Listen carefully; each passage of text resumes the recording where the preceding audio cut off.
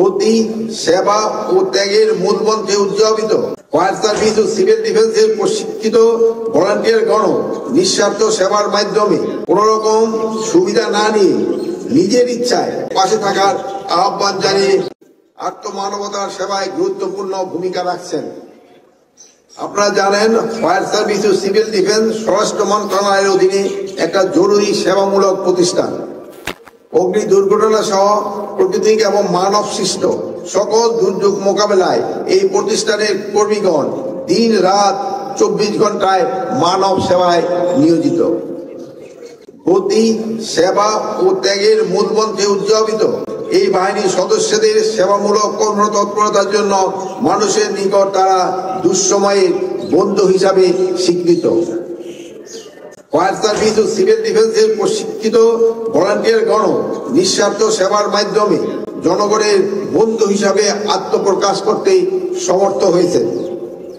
সাভারের রানা প্লাজা ভবন ধস, চট্টগ্রামে বিএম কন্টেনারের ডিপোর ভয়াবহ অগ্নি দুর্ঘটনা সহ দেশের বড় বড় দুর্ঘটনায় ফায়ার ফাইটারদের সাথে ভলান্টিয়ারও কাঁধে কাঁধ মিলিয়ে অগ্নি নির্বাপন উদ্ধার কাজে অংশগ্রহণ করতে দেখছি। কোন রকম সুবিধা না নিয়ে নিজের ইচ্ছায় আপনাদের স্বেচ্ছাসেবার এই কার্যক্রম অংশগ্রহণকে আমি আন্তরিক সাধুবাদ জানাই। সরকারি বাহিনীর সদস্যদের পক্ষে একাভাবে বন্যা, ভূমিকম্প ইত্যাদি দুর্যোগ মোকাবিলা করা দুরূহ। এক্ষেত্রে আপনারা পেশাদার বাহিনীর সাথে কাজ করে অত্যন্ত গুরুত্বপূর্ণ ভূমিকা পালন করে থাকেন। এজন্য উপযুক্ত প্রশিক্ষণের কোনো বিকল্প নেই।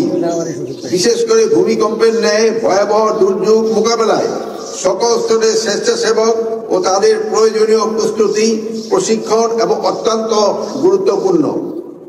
আমি আশা করি স্বেচ্ছাসেবক প্রশিক্ষণের পাশাপাশি নিয়মিতভাবে তাদের নিয়ে এই ধরনের অনুষ্ঠানের আয়োজন এবং বিভিন্ন দিবস উদযাপন, মহড়া ও গণসংযোগ কার্যক্রম, তাদের অংশগ্রহণ ইত্যাদির মাধ্যমে স্বেচ্ছাসেবায় উদ্বুদ্ধ করা এবং প্রশিক্ষণ লব্ধ জ্ঞানকে শানিত করার চেষ্টা অব্যাহত থাকবে।